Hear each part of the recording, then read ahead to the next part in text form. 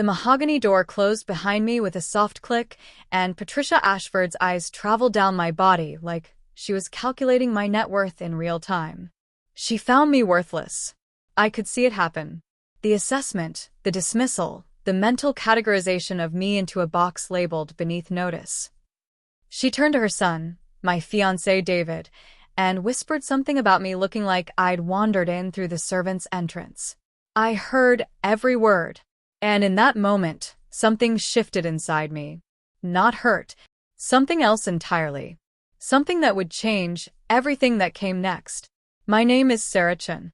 I'm 31 years old, and I've been lying to my fiancé for the entire 18 months we've been together. But not about what you think. Not about loving him. Not about wanting to build a life with him. I did love him. Or, at least, I loved the person I thought he was. But I've been lying about everything else. Who I am. What I do. Where I come from. Everything. He thinks I'm an administrative assistant making $45,000 a year. The truth? I'm a managing director at a venture capital firm that manages $4.7 billion in assets. I have a PhD in economics from Stanford. My apartment costs $12,000 a month and overlooks Central Park. My grandmother wasn't a librarian. She was Margaret Chen, founder of Chen Technologies, one of the most influential companies in Silicon Valley's history. And I didn't work my way through community college. I attended Caltech on a full scholarship and graduated summa cum laude. But David didn't know any of this. And that was by design. When David and I met at a coffee shop in Brooklyn 18 months ago, he asked what I did for work. I said I worked in finance. He asked if I handled scheduling for executives. I smiled and said something vague about supporting the team. He filled in the blanks himself, and I never corrected him. Now, before you judge me for lying to the man I claim to love, let me ask you something. Have you ever wondered what your partner really thinks of you when nobody's watching? Have you ever had that nagging feeling that the smiles are fake? That the compliments are hollow? That maybe they're with you for a reason that has nothing to do with love? I needed to know. And I was about to find out. When David mentioned his family wanted to meet me, when he hinted that his mother was very particular about first impressions, when he warned me that his family was a bit much but harmless, I made a decision. I would test them. I'd learn something from my grandmother's journals that I discovered after she died. She wrote that a person's true character only reveals itself when they think you can't help them, when they believe you have nothing to offer them, when they think you're beneath their social standing. So I would show up in a simple black dress from H&M. I would wear no jewelry except a cheap watch and small stud earrings. I would drive my old Honda Civic instead of the Range Rover I normally drove. I would speak humbly about my modest background and let them draw their own conclusions about my financial status. And I would watch what they did with that information. The Ashford estate was enormous.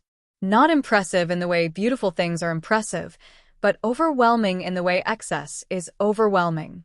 The driveway alone cost more than most people's houses. The gates were gold-plated. The lawn was so manicured it looked artificial, like someone had taken a photograph of a dream and tried to recreate it in actual grass. As I parked my Honda in a lot filled with Mercedes and BMWs, I caught a glimpse of myself in the mirror. Simple makeup. Hair in a plain ponytail. Cheap watch.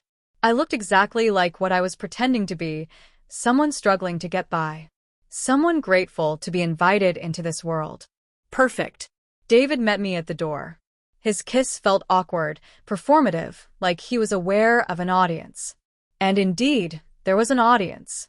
His mother, Patricia, stood behind him in the foyer, watching me with eyes that were assessing, calculating, dismissive. She was in her early 60s with the kind of face that had clearly seen several excellent surgeons. Her blonde hair was styled in a perfect helmet. Her dress was designer. Her jewelry was real. Her smile was absolutely fake. So this is the girl, Patricia said, and the word girl was loaded with meaning. I was not a woman. I was not an equal. I was a girl. I smiled and extended my hand. It's so nice to meet you, Mrs. Ashford. She took my hand with 2 fingers and released it immediately. The touch was a dismissal. David says you work in finance, she said. How ambitious. The word ambitious was delivered as an insult, as if ambition from someone like me was somehow laughable. I do what I can, I said modestly, which was technically true. I managed a company worth billions. David's father, Gerald, emerged from the study. He was a large man with shrewd eyes that actually seemed to assess me rather than dismiss me. He shook my hand properly and said he looked forward to getting to know me. His grip was firm. His smile seemed genuine, or at least more genuine than his wife's. His sister Vivian arrived 10 minutes late. She was wearing a dress that cost more than my monthly rent, or rather, more than the monthly rent my fiancé thought I paid. She looked at me like I was a stain on her designer heels, like my very presence was contaminating the space around her. "Hello," she said, making the single word sound like a curse. "Vivian, play nice," Gerald said, but there was no bite to it. This was the family dynamic. Vivian was allowed to be cruel. That was her role. During dinner, Patricia began her interrogation. She asked where I grew up. Maine. What did my parents do? They passed away when I was young. What about my grandmother? She was a teacher. Patricia's eyes lit up. A teacher was respectable, but not impressive. She seemed satisfied that I was exactly as unremarkable as she'd assumed. Then Vivian brought up Eleanor. "I saw Eleanor at the club yesterday," Vivian said casually, and I watched David's face change. A flicker of something. Guilt? Nervousness? It was gone before I could identify it properly. "She was asking about you, David," Vivian continued, stirring her soup with deliberate slowness. She looked absolutely radiant. Her family's business is really thriving. Patricia leaned forward with sudden interest. "Eleanor Hartley?" she asked. "You're Eleanor?" David shifted uncomfortably in his chair. "She's not my Eleanor anymore. That was 3 years," Patricia finished for him. 3 lovely years. And everyone expected you two to end up together. Her family owns import-export, if I'm remembering correctly? Luxury vehicle imports, Vivian said. They have connections all over Europe. Very impressive operation. I watched David carefully. The way his jaw tensed. The way he wouldn't meet anyone's eyes. The way his fingers gripped his wine glass, just a little too tightly. "Eleanor is just a friend," he said finally, and the lie was so obvious that even Patricia seemed to notice it. There was a shift in her expression. A slight smile. Like she'd just been handed a piece of information she'd been waiting for. There was a photograph on the wall behind me. I could feel its presence like a weight. After a few minutes, I turned to my chair and looked at it. Eleanor was beautiful. Dark hair, radiant smile, standing with her arm linked through David's, looking at him like he hung the moon. In the photo, David looked happy. Actually happy. Not the strained, performative happiness I'd been seeing since I arrived at this house. Patricia followed my gaze and smiled. It was not a kind smile. "Eleanor comes from a very good family," Patricia said, and the implication was clear. "Unlike you." David finally defended me, weakly. "Sarah is a wonderful person." "Of course she is, dear," Patricia said, patting his hand like he was a small child. "But Eleanor is, well, let's just say she has certain advantages. Family background, education, connections. The kind of things that matter in our world." I felt something shift inside me. Not hurt exactly, but clarity. This wasn't just snobbery. This was a family that measured human worth in bank accounts and social connections. And they had already decided I didn't measure up. After dinner, as David walked me to my car, I asked him about Eleanor. The night air was cold. He held my hand like he was afraid I'd disappear. "Just an ex," he said. "It didn't work out." "Did your family want it to work out?" He was quiet for a long moment. "My mother had hopes. Eleanor's family owns a logistics company. There could have been some interesting business synergies." Business synergies. The words hung there like poison. "David, are you keeping your options open with Eleanor?" No. "Sarah, no. I'm with you. I want to be with you." "Then why didn't you tell me about her?" He didn't answer, which was answer enough. "I should go," I said. "It's a school night." He laughed, thinking I was joking about having to wake up early for my administrative assistant job. I wasn't joking. That night, I sat in my actual apartment, the one with the $12,000 monthly rent and the view of Central Park, and I made a phone call. It's worse than I thought. I told my best friend Marcus, who happened to be a criminal defense attorney and an expert at gathering information. I need you to look into the Ashford family. Everything. Financial records, business dealings, legal history, all of it. What are you looking for? Marcus asked. Proof that they're exactly what they seem to be, I said.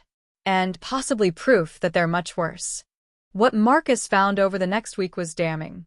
The Ashford family business, a pharmaceutical company, was struggling. Not obvious struggling, but the kind of financial stress that showed up in SEC filings if you knew where to look. They'd expanded too aggressively, taken on too much debt, and now their main product line was facing patent challenges. But that wasn't the worst part. Digging deeper, Marcus found evidence that the company had been involved in some ethically questionable practices. Not illegal, at least not provably illegal, but unethical in ways that suggested the company would do whatever it took to survive. And then Marcus found something else. A series of emails between Patricia and someone at Eleanor Hartley's family company. They discussed a strategic partnership. They discussed David maintaining favorable relationships with all parties. They discussed timing and discretion. My fiancé wasn't just keeping his options open with Eleanor. His family was orchestrating a situation where he would be engaged to me while keeping Eleanor interested, with the goal of eventually pivoting to Eleanor once whatever business arrangement they were planning was finalized. I was a placeholder, a distraction, a woman to keep their son occupied while they closed a deal. I sat with that information for exactly 72 hours. I didn't sleep. I didn't eat much. I just sat in my apartment and stared at the emails and tried to reconcile the David I loved with the man who could participate in this. On the third day, I made a decision. I didn't confront David. I didn't walk out on him. Instead, I pretended everything was normal and I started executing a plan that would make sure the Ashford family learned exactly what they deserved to learn. That you can't lie to someone forever and you can't treat people as disposable without consequences. I continued the charade. I continued showing up as the poor girl from Maine. I continued letting them feel superior. I even accepted when David proposed, with a ring that was showy but of questionable quality, the kind of thing designed to impress people who didn't know enough to ask questions. But while I was doing all this, I was also reaching out to people. Business contacts of my grandmother's who still respected the Chin name. Investors who had known my family. The owner of the major pharmaceutical company that was the Ashfords' biggest competitor. And I was building a case. 3 weeks passed in a strange daze. The week after David proposed, I couldn't sleep. I lay in bed in my $12,000 apartment looking at the ceiling, and I thought about him. Not the man I'd discovered he was. The man I'd believed he was. That version of David was kind. He'd noticed when I wasn't feeling well and brought me soup. He'd held my hand on the subway like he was afraid I'd disappear. He'd looked at me like I mattered. That version of David didn't exist. And somewhere in my chest, something cracked. I pulled out my phone and scrolled through photos we'd taken together. In most of them, I was smiling. In most of them, I looked happy. I wondered, had any of it been real? Or had he been performing the entire time? My phone buzzed. A text from David. Thinking of you. Can't wait for the party. Can't wait to show everyone my beautiful fiancé. Beautiful fiancé. I stared at those words. Was that even true? Or was I beautiful in that moment because I was useful? Because my appearance served some purpose in his family scheme? I deleted the text without responding. And I cried. Not because I was sad, but because I was angry. Angrier than I'd ever been in my life. Because if he'd just been honest with me, if he'd just told me the truth, maybe I could have forgiven him.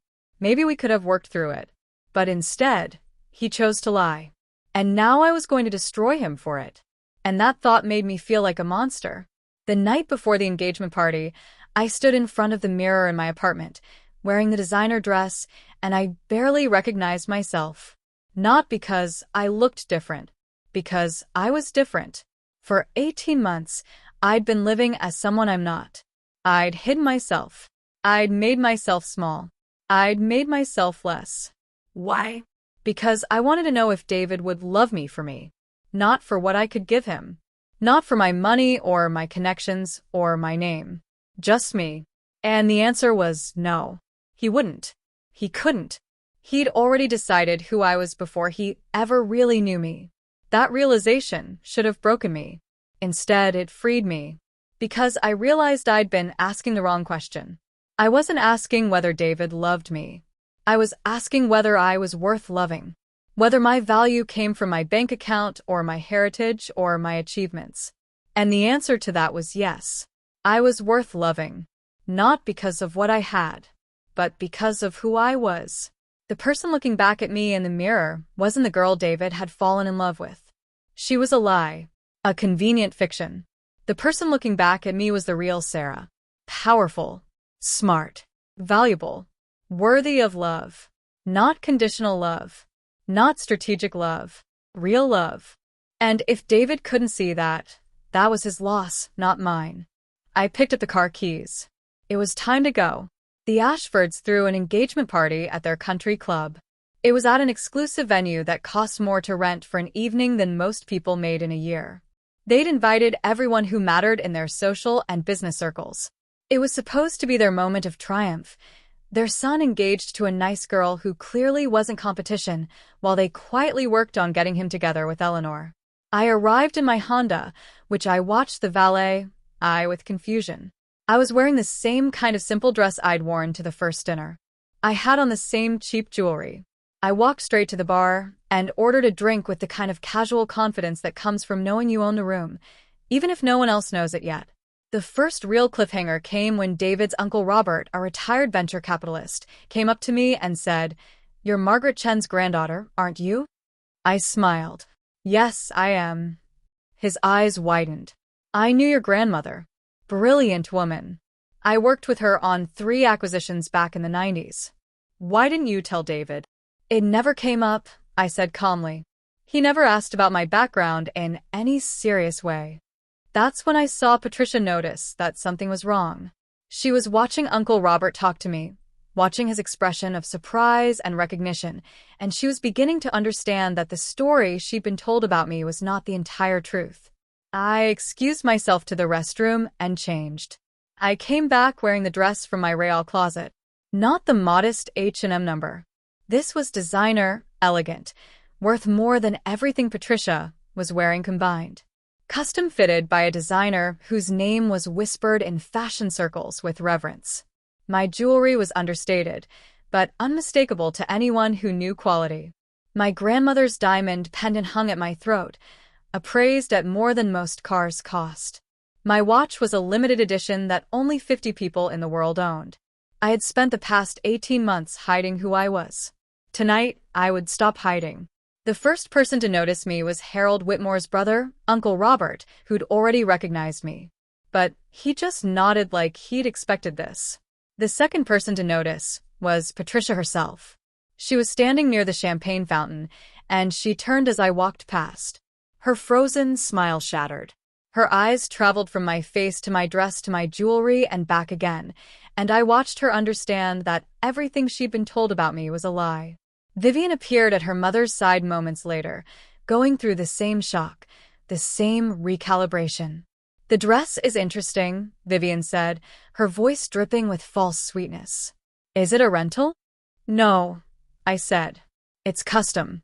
The designer makes pieces for a select clientele." I dropped his name. Vivian went very, very still. When it was time for toasts, David's father gave a speech about family and legacy. He talked about the importance of the right matches, the right alliances. He talked about business partnerships that became family partnerships. Then he called David to the stage and said it was time for the big announcement. I knew what was coming. This was where they were going to announce some kind of merger or partnership with Eleanor's family company. This was where David was supposed to stand there, engaged to me but planning his exit, while they publicly cemented a business deal. His mother Patricia stood and walked to the microphone. She smiled her frozen smile and began to speak about how pleased they were about David's engagement.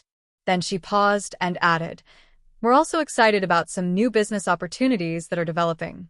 With the right families, the right connections, the right strategic alliances, our company can enter a new chapter. I saw it happening. She was about to announce the partnership with Eleanor's family, while David stood there with an engagement ring meant for me. That's when I stood up. Every head in the room turned. Patricia's smile faltered. I walked calmly to the stage. "I'm sorry," I said to Patricia, "but before you announce your business partnerships, I think everyone here should know something about the Ashford family's business practices." Patricia's face went white. I looked out at the crowd, easily 200 of the most important people in business and society in our region.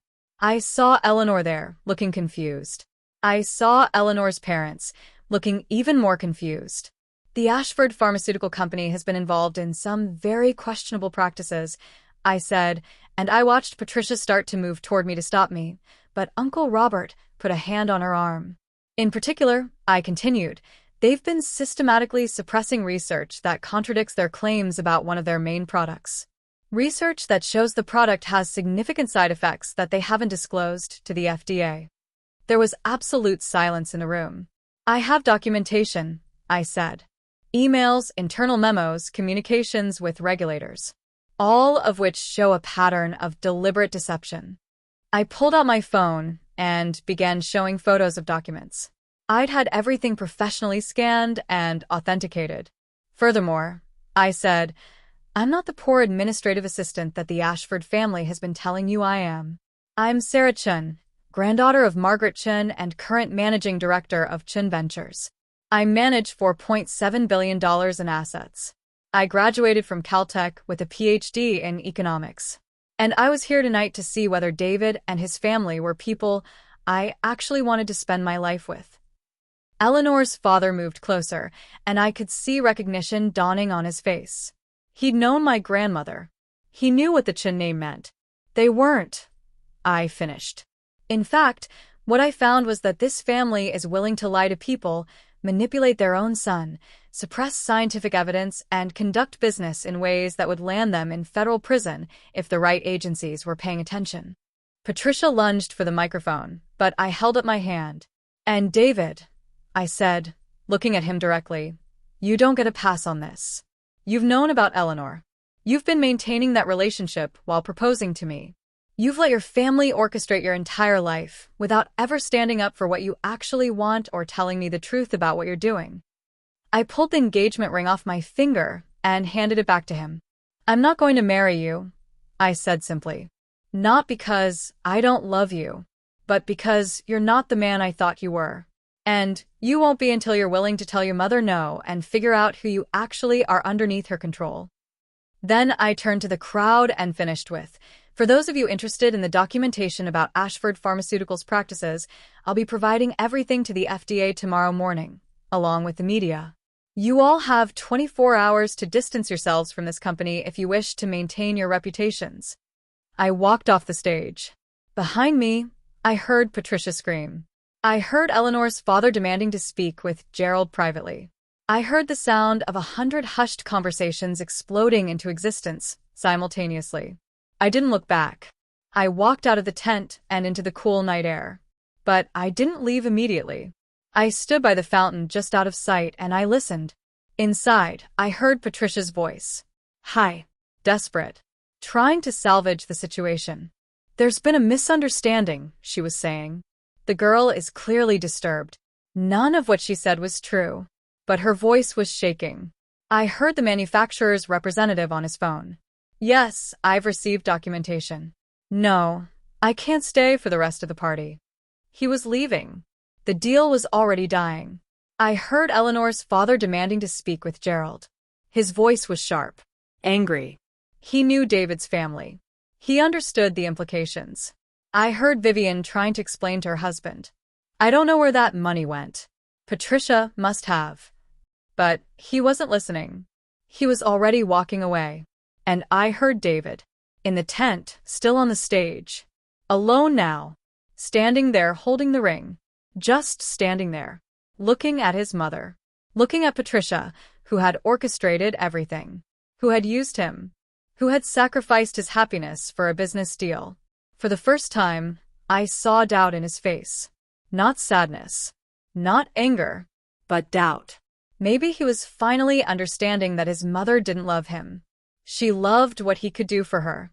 Uncle Robert found me by the fountain. "It's done," he said quietly. "Did the manufacturer?" "He's already called his lawyers. The partnership is being terminated. The Ashfords lose their franchise by end of month." I nodded. I should have felt satisfied. Instead, I felt hollow. "Are you okay?" Uncle Robert asked. "No," I said. "But I will be." And we stood there together, watching the chaos unfold behind us, and I realized something important. I had won, but winning had cost me something. It had cost me the fantasy of what David could have been. And that loss was real, even if the fantasy never was. By the next morning, the story had broken in the Times. Pharmaceutical company under investigation for regulatory fraud. By that afternoon, 3 other news outlets had picked up the story.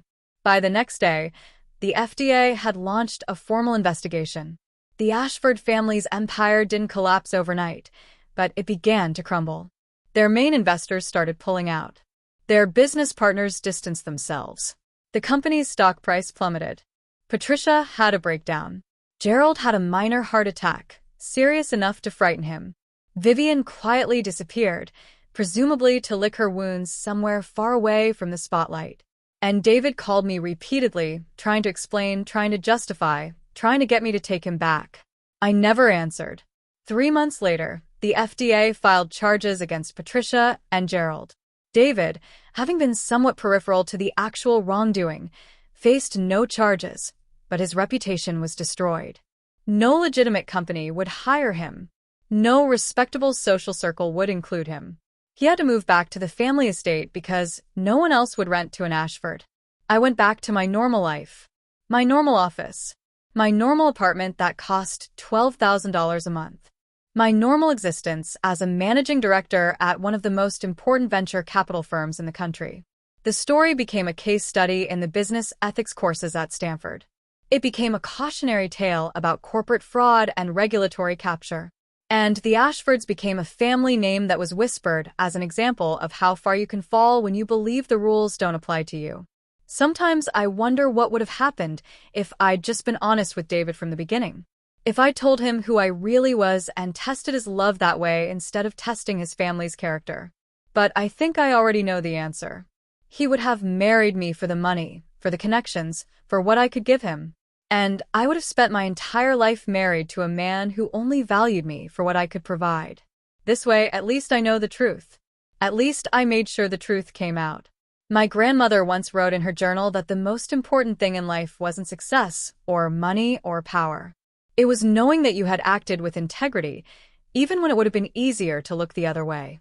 The Ashfords looked the other way, and it destroyed them. I didn't look the other way, and that made all the difference.